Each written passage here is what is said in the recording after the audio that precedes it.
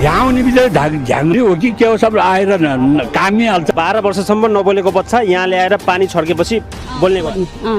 एकदम विश्वास लाग्यो नि त। अब मैले कता कता लैन को यो ठाउँमा यति धेरै अहिले हामी यहाँ कुराकानी गरिरहँदाखेरि उता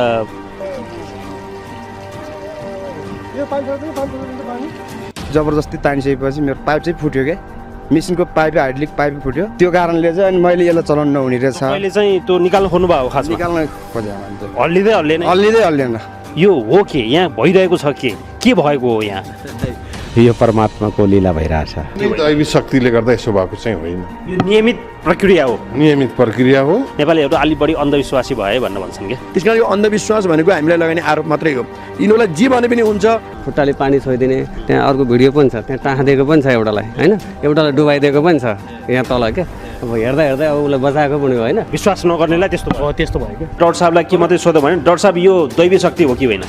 दैवी शक्ति भन्दा नि यो त भौतिक कुरा नै हो। अन्डरग्राउन्ड वाटर रिजर्वायरको पानीले चाहिँ बाहिर निकास खोज्दाखेरि यसलाई त तपाईँहरू मान्नुहुन्न होला। हामीले चाहिँ विज्ञानलाई अन्धो भन्छौँ। यस्तै सामान्य यस्तो हुने भए त सबै ठाउँ हुनुपर्ने नि त। विज्ञान भनेको अन्धो भन्नुहुन्छ? हो एकदम। त्यो रुखलाई रोग लागेको छ? रोग लागेको छ। अब यस्तो इभिडेन्सहरू हाम्रो संसारमा धेरै छन्। हामीले डोजरको त्यो पाइप नै भाँच्यो, त्यो दाँती त्यो अगाडिको जो हुन्छ त्यो नै भाँच्यो।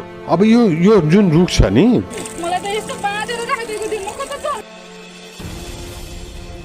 तर त्यहाँ जाने केही मानिसहरू चाहिँ गएपछि काँप्न थाल्छन्, लडीबुडी खेल्न थाल्छन्। के भएको हो डाक्टर साहब यो चाहिँ? एउटा कन्सियस माइन्ड, एउटा सेमी कन्सियस माइन्ड अनि एउटा अनकन्सियस माइन्ड हुन्छ कि।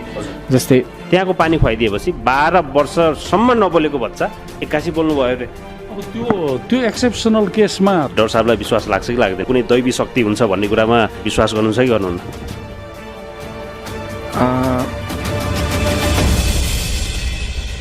गण्डकी छड्के विथ अपिल त्रिपाठीको साथमा मेरो विश्वास सधैँ नेपाल फर्निचर, ढुक्क वर्षौं वर्षलाई। परम्परा आयुर्वेदिक औषधालय, दीर्घरोग उपचार केन्द्र, नयाँ बानेश्वर, काठमाडौँ, पृथ्वी चोक, पोखरा। नमस्कार, गण्डकी छड्के विथ अपिल त्रिपाठीमा स्वागत छ। मेरो नाम अपिल त्रिपाठी हो। यो कार्यक्रम हरेक शुक्रबार राति 9 बजे पब्लिक टेलिभिजनमा प्रसारण हुन्छ। कास्कीको रूपा गाउँपालिका वडा नम्बर 6 तालबेसीमा रहेको रुखको एउटा ठुटा अहिले सामाजिक सञ्जालमा भाइरल छ। रूपातालको सिरानमा तालको एउटा परियोजना चलिरहँदाखेरि त्यहाँ धेरै डोजरहरू चलिरहेका छन्। डोजरले जमिन खन्ने क्रममा एउटा रुखको ठुटाबाट पानी आइरहेको देखिन्छ। त्यसपछि त्यसबारेमा विभिन्न खालका अड्कलबाजीहरू